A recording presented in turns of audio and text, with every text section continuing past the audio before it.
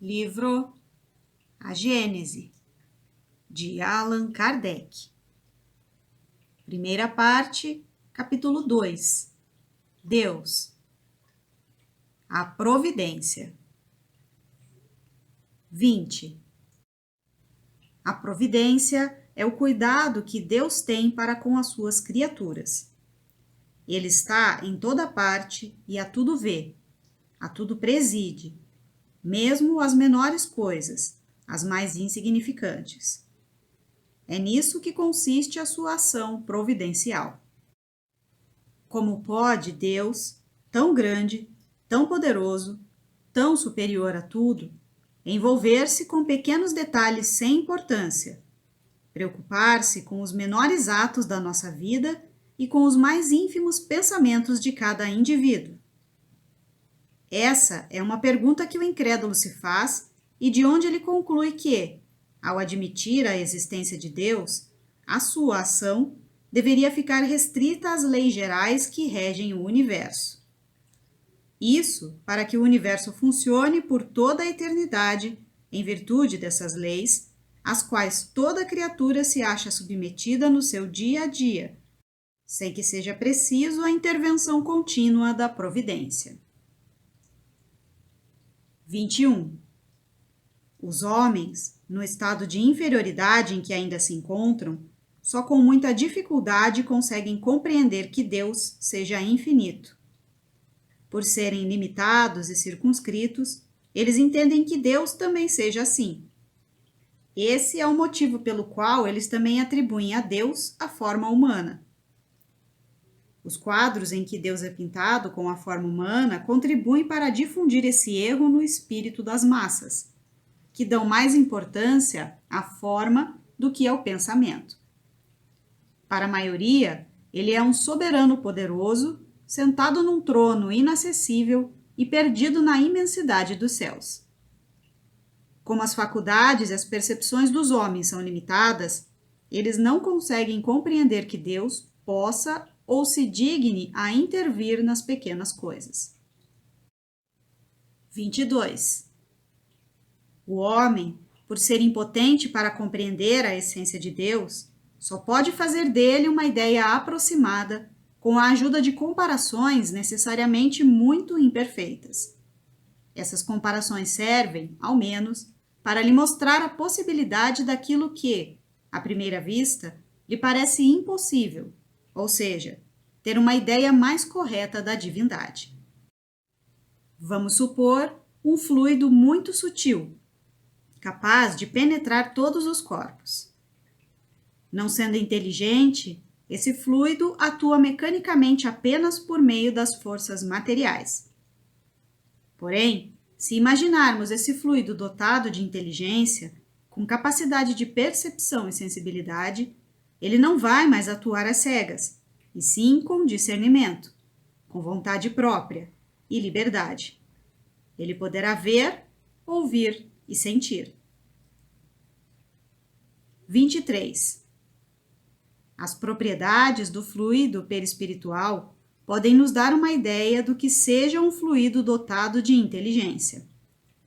O fluido perispiritual não possui inteligência própria, uma vez que ele é matéria, mas ele é o veículo do pensamento, das sensações e das percepções do espírito. O fluido perispiritual não é o pensamento do espírito, mas ele é o executor e o intermediário desse pensamento. Por ser o fluido perispiritual quem transmite esse pensamento, ele fica de alguma forma impregnado do pensamento transmitido. Por não termos a possibilidade de isolar o pensamento, ele nos dá a impressão de que se junta com o fluido perispiritual para formar uma coisa só, da mesma forma que acontece entre o som e o ar, de maneira que podemos, por assim dizer, materializar o pensamento. Assim como dizemos que o ar se torna sonoro, poderíamos, tomando o efeito pela causa, dizer que o fluido perispiritual se torna inteligente. 24. Mesmo que o pensamento de Deus funcione desse modo ou não, isto é, quer o pensamento de Deus atue diretamente ou por intermédio de um fluido, representaremos Deus para facilitar a nossa compreensão sob a forma concreta de um fluido inteligente preenchendo o universo infinito e penetrando todas as partes da criação. A natureza inteira estaria imersa no fluido divino. Ora, em virtude do princípio de que as partes de um todo são da mesma natureza e têm as mesmas propriedades que o todo, cada átomo desse fluido, se assim podemos nos expressar, possuindo o pensamento, ou melhor, os atributos essenciais da divindade, e estando este mesmo fluido em toda parte, tudo está submetido à sua ação inteligente, à sua previdência e aos seus cuidados. Não há um ser, por mais ínfimo que seja, que não fique de algum modo impregnado desse fluido. Assim, estamos constantemente na presença de Deus. Não há uma só de nossas ações que possamos ocultar do seu olhar.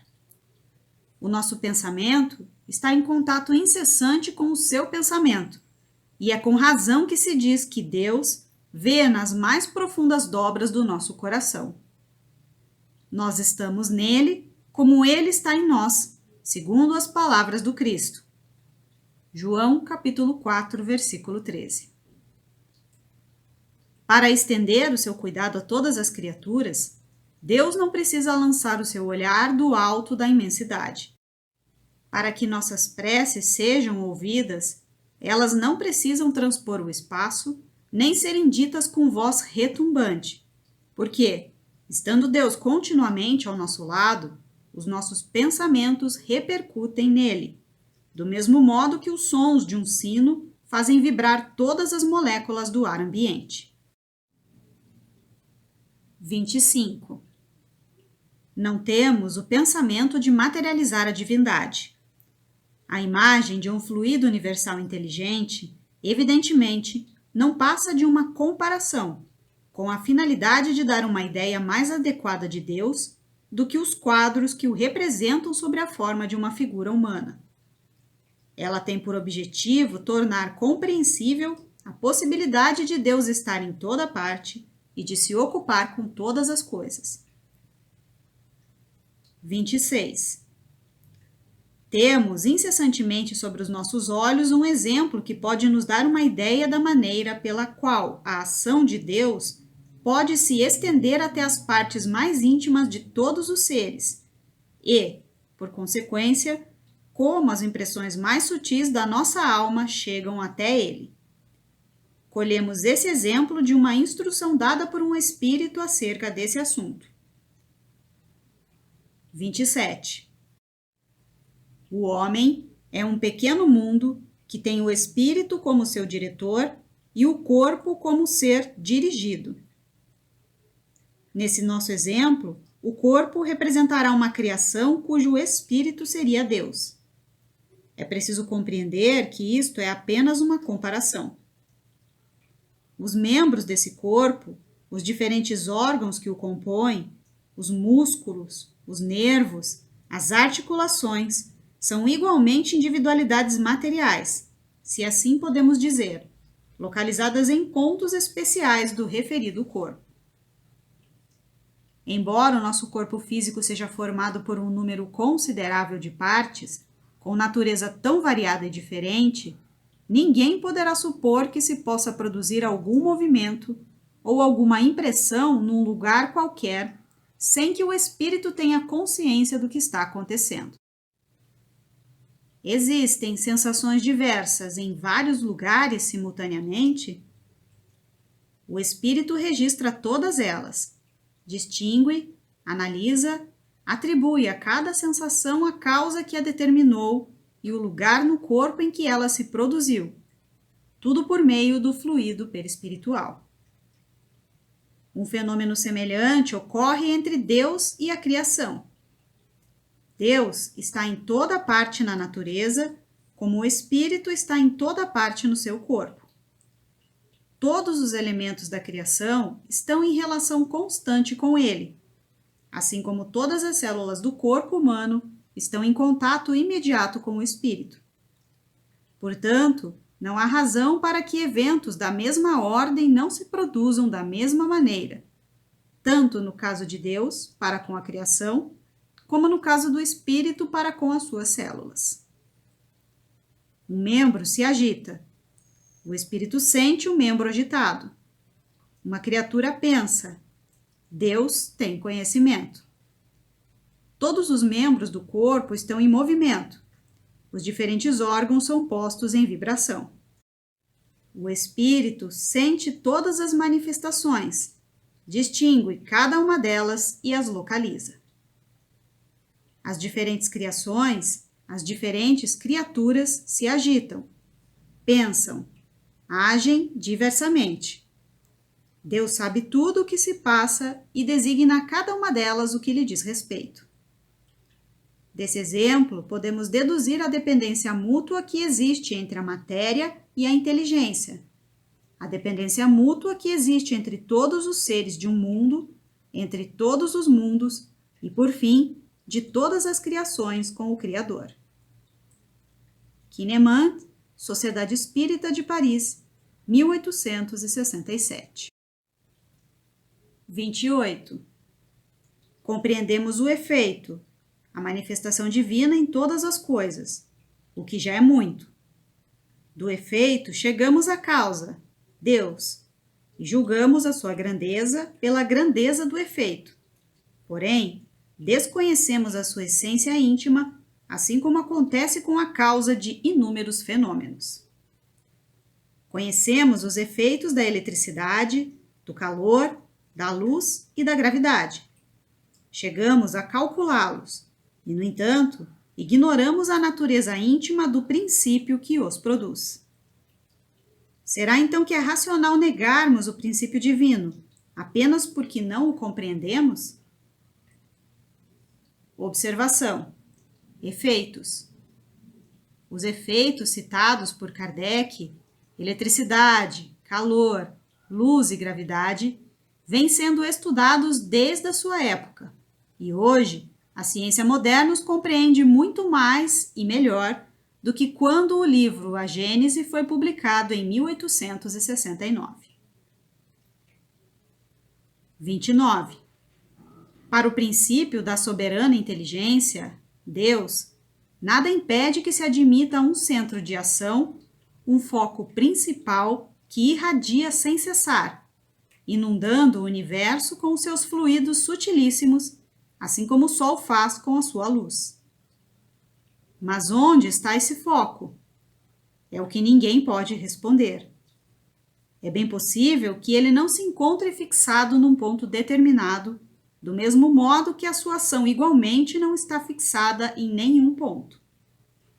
Também é provável que esse foco percorra constantemente as regiões do espaço sem fim. Se os espíritos simples têm o dom da ubiquidade, estar em vários lugares ao mesmo tempo, em Deus, essa faculdade deve ser ilimitada.